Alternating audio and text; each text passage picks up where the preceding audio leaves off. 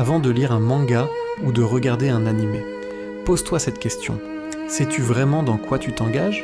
Beaucoup critiquent à la fin d'une œuvre ou la mort d'un personnage important sans comprendre que ces histoires ne sont pas juste du divertissement. Un manga, ce n'est pas un dessin animé pour enfants. C'est une forme d'art, une œuvre humaine.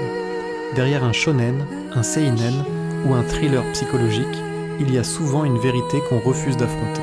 Attaque des Titans, Death Note, Monster ou même des histoires comme Clannad, ce ne sont pas de simples récits. Ce sont des miroirs du monde réel, de la condition humaine, de la mort, de la justice, du libre arbitre.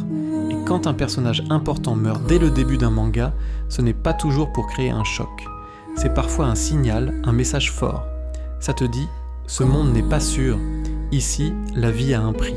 Et pour vraiment comprendre, il faut savoir faire la différence entre le genre qui parle de l'ambiance, horreur, drame, psychologie, romance, et la catégorie qui parle du public visé, shonen, seinen, josei.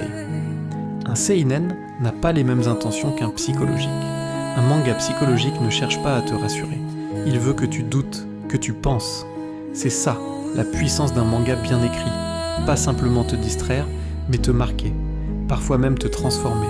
Au pire, te rendre triste. Alors avant de juger, regarde au fond de ce que l'histoire essaie de te dire. Et fais attention au type de manga que tu t'apprêtes à lire.